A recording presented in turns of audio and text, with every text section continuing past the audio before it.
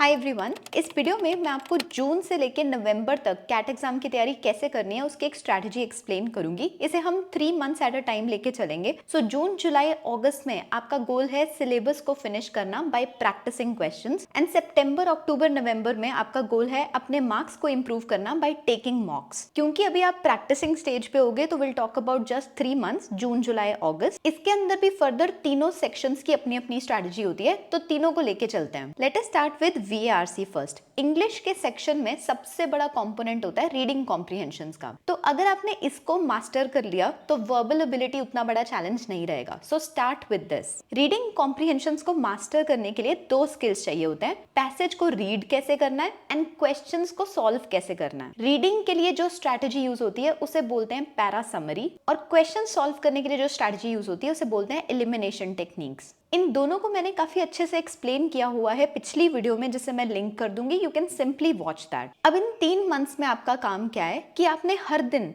कम से कम 2 reading comprehension उठाने हैं और इन दोनों स्ट्रैटेजीज को यूज करते हुए उन्हें सॉल्व करना है। क्योंकि ये हमारे प्रैक्टिसिंग मंथ्स हैं, इसमें आपको टाइमर लगाने की जरूरत नहीं होती। वो स्टेज आएगी सितंबर के बाद।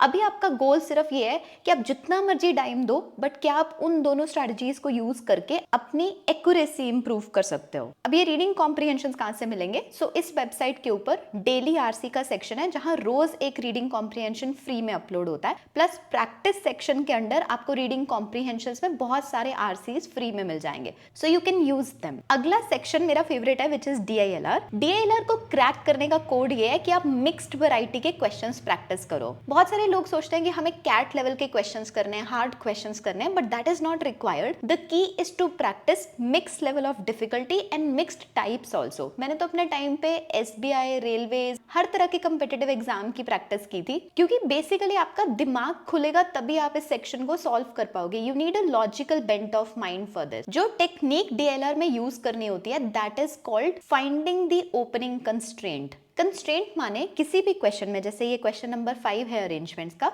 इसमें नीचे स्टेटमेंट्स गिवन है, राइट। सेट पढ़ने के बाद जब आप वो डायग्राम बनाना शुरू करते हो तो वो किसी ना किसी कंस्ट्रेंट से स्टार्ट होता है, जिसको हम बोल देते हैं ओपनिंग क्लू। तो आपका गोल ये कि आपने वो स्टेटमेंट ढूंढनी है जिससे सेट सॉल्व होना शुरू होता है। ये आप तभी कर पाओगे जब आप इसको बिना टाइमर के पूरा टाइम डिवोट करके सॉल्व करने का ट्राई करोगे, एंड देन सोल्यूशन में देखोगे कि ओपनिंग लाइन थी कौन सी। इसके लिए भी प्रैक्टिस सेक्शन में आपको फ्री क्वेश्चंस मिल जाएंगे, so you can use them. Next आ जाता है क्वांट का section. This is the hardest to cover, क्योंकि इसमें बहुत सारे चैप्टर्स होते हैं। तो सबसे पहले मैं आपको जो सिलेबस होता है उसमें से ये बता देती हूँ कि टॉपिक्स कौन से ज्यादा आते हैं एग्जाम में और जो इजियर भी होते हैं टू डू। तो अगर आपके पास कम टाइम है, आप पूरा सिलेबस नहीं भी कवर करना चाहते, तो आप इन चैप्टर्स को पिकअप कर सकते हो। How do you go about solving them?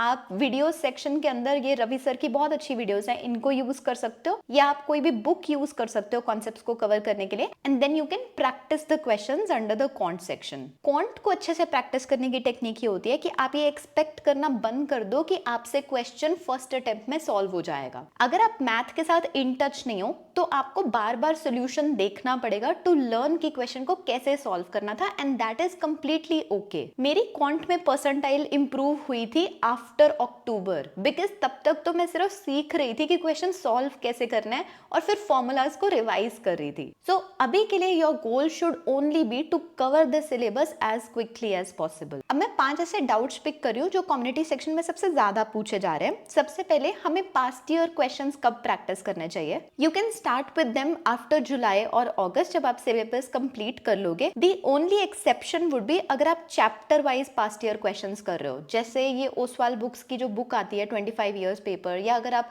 Online कोई भी पेपर बैंक उठा रहे हो जिसमें चैप्टर वाइज गिवन है, तो देन आप क्या कर सकते हो, एक चैप्टर आप कंप्लीट करो, देन इस बुक का लेट से आप वही चैप्टर उठाते हो एंड उसके पास्ट ईयर क्वेश्चंस जो भी ईयर वाइज गिवन है फिर आप उनको सॉल्व करते हो। ओसवाल बुक्स मेरी फॉर्मूला बुक के भी पब्लिशर है, so I will link this in the description if you would want to check it out. Second is कि क्या हमें मॉक टेस्ट अभी लेने चाहिए या फिर के बाद में? आप चाहो तो अभी मंथ में 1-2 मॉक टेस्ट ले सकते सकते हो, बट गोल ये होना चाहिए कि आप सिर्फ पैटर्न को एक्सपीरियंस करना चाहते हो एंड ना कि मार्क्स को इवैल्यूएट करना चाहते हो। बिकॉज लाइक क्वांट अगर आपने अभी सिलेबस ही नहीं किया है तो देन आप अपने मार्क्स को एक्सपेक्ट नहीं कर सकते कि वो अच्छे होंगे। थर्ड, हमें रीडिंग मटेरियल कौन सा यूज करना चाहिए रीडिंग कॉम्प्रिहेंशन के लिए। In that case you can use online news editorials. For example मैंने द हिंदू और लाइव मिंट के आर्टिकल्स पढ़े थे, दे एक्चुअली मैच जो एक्चुअल कैट का लेवल होता है, उससे ज्यादा हायर डिफिकल्टी के आपको रिक्वायर्ड नहीं होते, प्लस जो डेली आरसीज में हम डाल रहे हैं वो ऑलरेडी काफी डिफिकल्ट है to read. Fourth question is कि हमें एक दिन में कितने घंटे डिवोट करने चाहिए।